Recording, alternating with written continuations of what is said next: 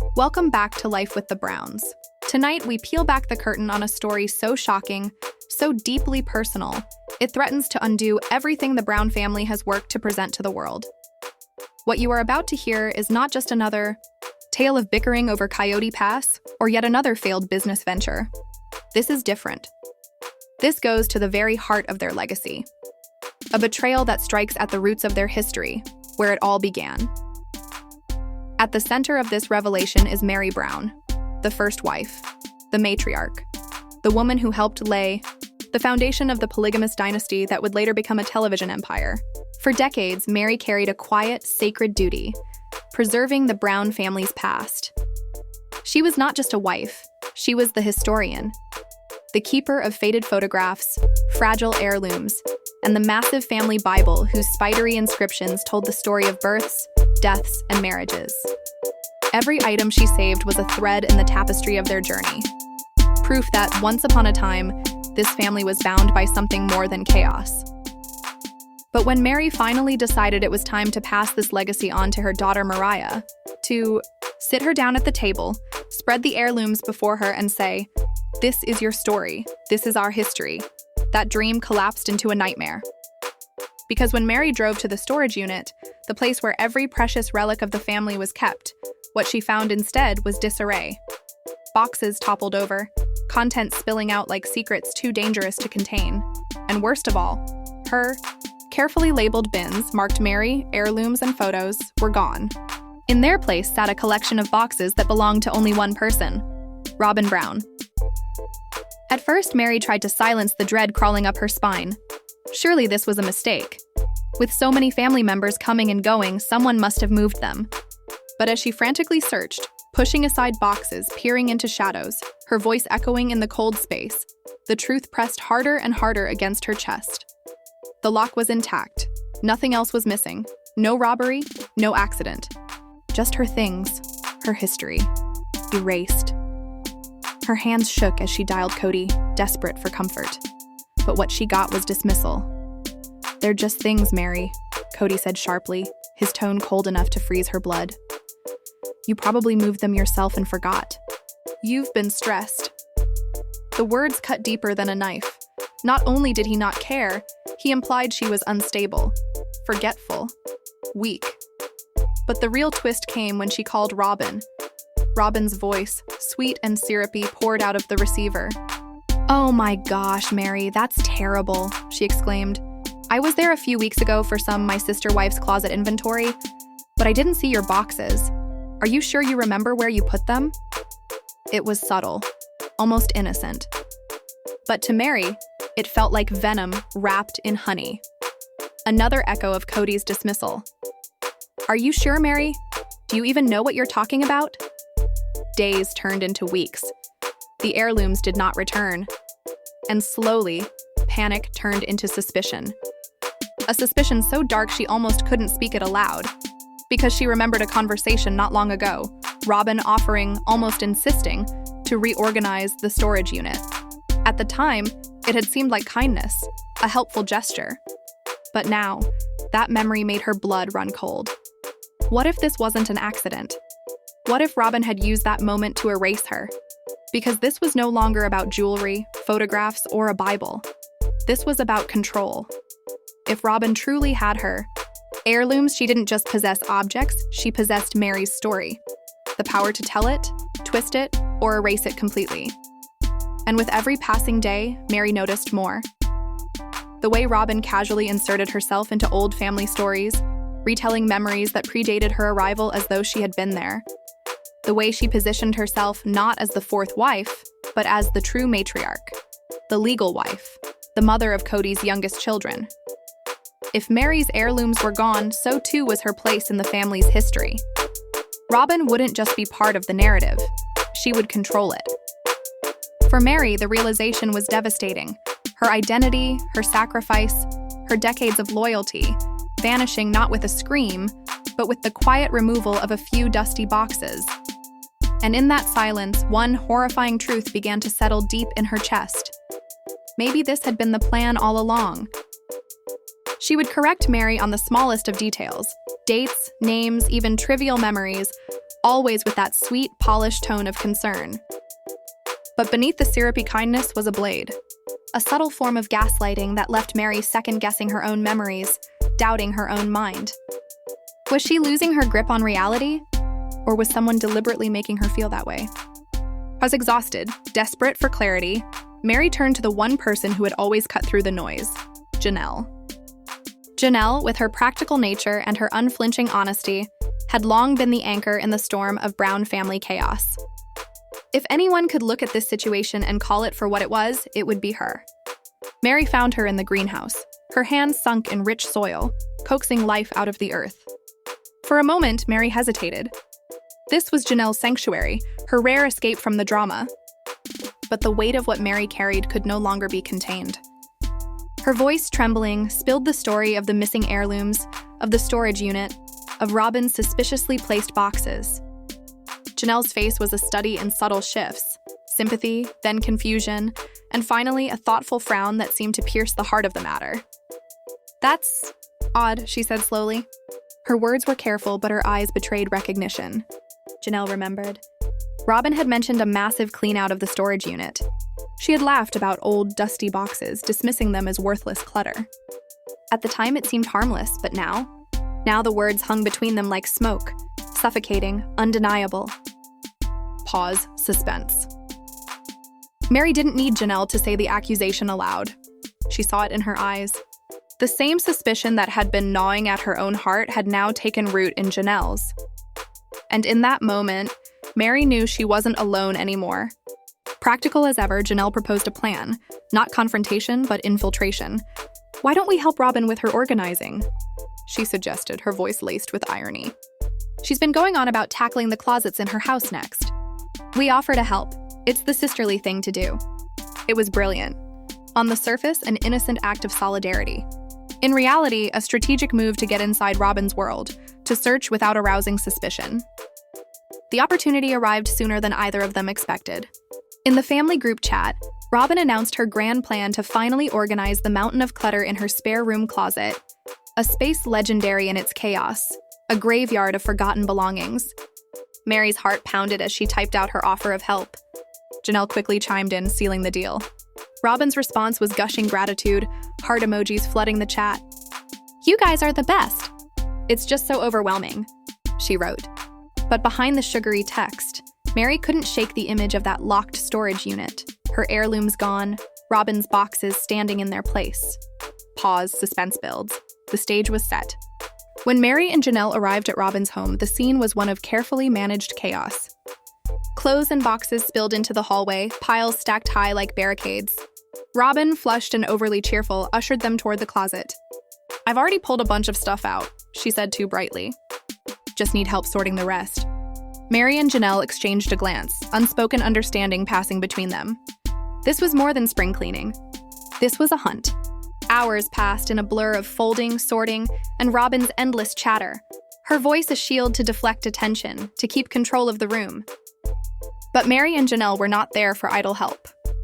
Their eyes scanned every corner, every dusty box, searching for the ghosts of Meri's past. And then it happened. In the farthest reach of the closet, buried beneath blankets that smelled of mothballs, Janelle's hand brushed against something solid. She pulled out a small, ornate wooden box. It was locked with a tarnished little keyhole. "What's this?" Janelle asked, her tone casual, her face unreadable. For a fraction of a second, Robyn's smile cracked. Her voice wavered as she answered, "Oh, that? Just an old jewelry box. Probably full of junk. I lost the key years ago." But Janelle had seen the flicker of panic in her eyes. She held the box in her hands. It was heavier than it looked, weighted with secrets. Meri, her breath shallow, moved to Robyn's dresser. Her fingers sifted through the catch-all dish where Robyn kept stray coins and buttons. And then, there it was. An antique key. Her hand trembled as she turned it in the lock. With a soft click, the lid creaked open. Nestled on faded velvet was an object that made Meri's knees weak. A brooch. Not just any brooch, but the antique piece her great-aunt had cherished. The very heirloom Meri thought lost forever. Pause, heavy silence. The room grew thick with unspoken accusation. Robyn let out a high, strained laugh. Oh my gosh, I completely forgot about that. It must have gotten mixed up with my things. But her darting eyes betrayed her. Meri's voice, a whisper sharpened by certainty, cut through the air. This was in one of my boxes. From the storage unit. The color drained from Robyn's face. Her words faltered, excuses crumbling. I don't know how that could have happened. For Janelle, the truth was undeniable. She and Meri exchanged a look, not of victory, but of grim confirmation. This was no accident. The brooch was the first crack in Robyn's carefully painted mask. That night, long after leaving Robyn's house, Meri scrolled through old photos online, searching for solace. Instead, she found fire. A years-old social media post from a family friend, a barbecue photo. And there, pinned to Robyn's blouse, gleaming in the sun, was the same brooch.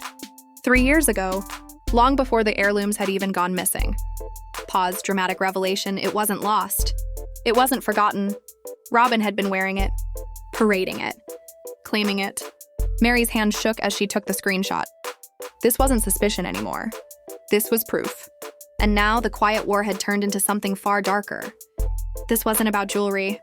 This was about erasing a history, rewriting a narrative, and silencing the very woman who had built the foundation of the Brown family. Meri knew in her bones the reckoning had begun. Christine Brown never meant to sound like a whistleblower. Her days of tiptoeing around Cody and Robyn were behind her, and she had finally claimed a peace that once felt impossible. But freedom does strange things. It clears the fog, and with clarity comes the power to notice what others miss. One afternoon, during a casual conversation with Janelle, Christine let slip a detail so small it could have been overlooked. Yet it struck like lightning. She recalled how Robyn, with her ever-calculated warmth, had leaned into a discussion about family heritage. Robyn claimed she wanted to build a family tree for the children, a gesture that sounded innocent, even endearing, on the surface. But Christine's voice faltered. It just didn't feel right, she admitted. The way she asked about Meri's parents, about old heirlooms, about names I hadn't thought about in years, it felt rehearsed, like she wanted something specific. For Janelle, the words were less a curiosity and more a revelation. This wasn't nostalgia. This wasn't about unity. It was about control. If Robyn could secure Meri's history, she could secure Meri's identity, and by extension, the narrative of the entire family. The heirlooms weren't just trinkets. They were legacy, proof of belonging. And suddenly, it became clear, Robyn wasn't asking questions, she was laying traps. From that day forward, Janelle and Meri moved differently. Their phone calls stopped being casual check-ins and turned into war room briefings. They whispered late at night, mapping out timelines, piecing together the odd behaviors they had both brushed aside in the past. Why did Robyn avoid conversations about her own ancestry, yet press so hard on Meri's? Why did she suddenly volunteer to help organize old boxes from storage? Each question added weight to their suspicions, until both women knew something was buried in those boxes. And Robyn wanted it for herself. The stage for discovery came, ironically on a day meant for family unity. Cody had organized a workday at Coyote Pass, rallying the wives and children to clean, sort, and prepare for a future that was never coming. On the surface, it was about building a dream. In reality, it was Cody's way of tightening control, of parading leadership he no longer had. As the others sweated under the Arizona sun, Meri found herself tucked away in a side room, where cardboard boxes sat stacked like silent witnesses. Dust clung to the air. Time seemed to pause, and then it happened. Meri pulled back the flap of a worn, unlabeled box. At first, it was nothing. Old papers, faded letters, forgotten trinkets. But then her hand brushed against something cold. It was to his entire identity. A small velvet pouch lay hidden at the bottom. She opened it, and there, gleaming faintly under the dim light, was her grandmother's brooch. It was worse. A piece she had sworn was gone forever. Her breath caught. Tears blurred her vision, but beneath the heartbreak was fire. Robyn hadn't just stolen objects. She had stolen memory, stolen bloodline, stolen proof of Meri's place in the family story. That moment was not quiet. It was thunderous. The walls seemed to shake as Meri realized the depth of betrayal. This wasn't just about heirlooms, it was about identity theft of the soul. For years, Robyn had played the victim, the peacemaker, the innocent. But now Meri saw the truth.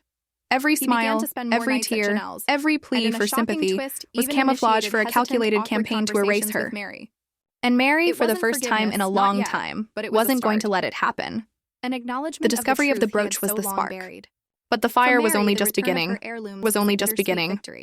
And with it, the truth would finally, explosively, be set free. The cost was immense. The drive back to her own empty house was a blur for Meri. The world outside her windshield looked normal. Sunlight spilling over the Arizona mountains. Neighbors watering lawns, children on bicycles. But for her, reality had shifted forever. The phantom weight of the family Bible pressed heavy on her lap, even though she hadn't carried it out. She could still feel its leather against her fingertips, the faded gold lettering like a whisper from her ancestors. It was both a comfort and a burden. She had seen it, she had touched it, but she hadn't taken it. And that knowledge was more powerful than the book itself. Meri understood one thing clearly. She was still a prisoner in the enemy's camp. She had uncovered the truth, but she had not yet freed it. One wrong move, one rushed confrontation, and Robyn would twist everything. Meri could already see it. Robyn's crocodile tears, her quivering voice, Cody leaping to her defense like a knight blind to the dragon he was protecting. If Meri played this carelessly, Robyn would erase the evidence, move the bins, rewrite the narrative, and once again, Meri would be painted as the jealous, paranoid first wife. No, this time the game had to change. The truth couldn't remain a whisper. It had to be a thunderclap. The confrontation couldn't happen in hushed tones or behind closed doors. It needed witnesses, family witnesses. It needed to be undeniable, irreversible, a spectacle that even Cody, in his willful blindness, could not escape. On the phone with Janelle that night, the plan took shape like two generals mapping a battlefield. "We can't just grab them," Janelle murmured, her voice low, calculating. "She'll say we planted them. She'll cry until Cody believes it." Meri paced her living room, clutching her phone so tightly her knuckles whitened. Janelle was right. They couldn't expose Robyn with accusations. They had to make Robyn expose herself. The idea was bold, dangerous even. But brilliance often is. If Cody himself discovered the stolen heirlooms, if his own hands lifted the lid, if his own eyes read the labels, then Robyn's web of lies would collapse on the spot.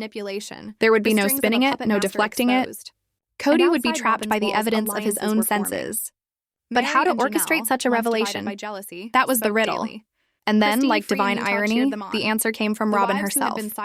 For months, she had been bragging about wanting to create a family history room, a shrine to their legacy, a gallery of photos and keepsakes. It was, as always, a performance of benevolence masking control. Robyn positioning herself as the family's guardian, the curator of memories she had in fact stolen. Meri's lips curled into the faintest smile as the trap revealed itself. "What if we offer to help her?" she whispered to Janelle. "What if we suggest the spare room? The one where the bins are? She'll think it's her idea. She'll never see it coming." The suggestion was bait, and Robyn swallowed it whole. Predictably, she lit up at the offer, gushing with gratitude, mistaking manipulation for solidarity. Her ego blinded her to the danger. This was her chance, she believed, to cement her role as the glue of the family. She agreed instantly, even proposing a group project that very weekend. And so the stage was set. That Saturday, Meri and Janelle arrived with Christine at their side. Christine now fully briefed, her quiet presence a silent endorsement of their mission. Cody was there too, roped in by the promise of family unity. The irony was rich. Robyn, glowing with self-importance, ushered them toward the spare room with all the pomp of a queen unveiling her throne. She had no idea she was marching herself toward her undoing. The work began slowly, methodically. Dusty boxes shifted, old furniture scraped against the floor. Robyn hovered, giving instructions, trying to control the pace. But Meri and Janelle moved with surgical precision, clearing a direct path to the corner where Meri knew her history was buried. The air thickened as they approached it, tension vibrating like static before a storm. Then Janelle broke the silence. "What are in these, Robyn?" Her voice was deceptively light, her hand resting on the bins with their labels turned to the wall. Robyn across the room didn't even look at first. "Oh, just some old things of mine," she called back, her tone a little too casual. "We can move them to the garage." Meri stepped closer, her voice steady, her eyes locked on Robyn. "Are you sure? They look like mine." The words cut the room in half. For a beat, silence ruled. Then Robyn turned, her eyes wide, her expression teetering between innocence and panic. "No," she said quickly, her voice pitching high. "They're mine. Let's just move them." But Cody had heard enough. His brow furrowed, his curiosity sharpened. He lumbered forward, muttering, "Let's see what's in them. If it's junk, we'll toss it." Robyn's face drained of color.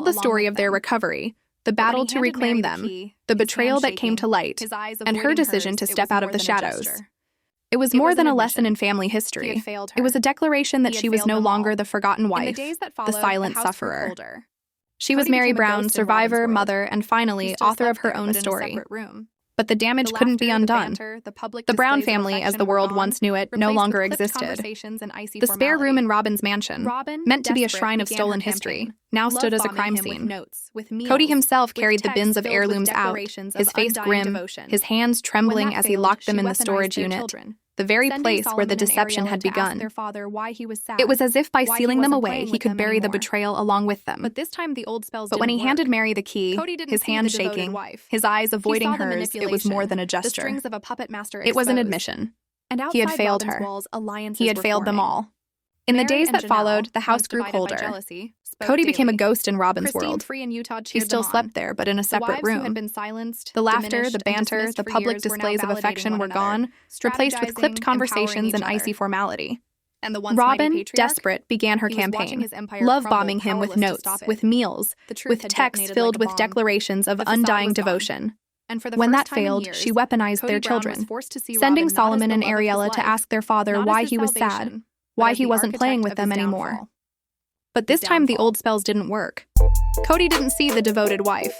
He saw the manipulation, the strings of a puppet master exposed. And outside Robyn's walls, alliances were forming. Meri and Janelle, once divided by jealousy, spoke daily. Christine Free in Utah cheered them on. The wives who had been silenced, diminished, and dismissed for years were now validating one another, strategizing, empowering each other. And the once mighty patriarch? He was watching his empire crumble, powerless to stop it. The truth had detonated like a bomb. The facade was gone. And for the first time in years, Cody Brown was forced to see Robyn not as the love of his life, not as his salvation, but as the architect of his downfall.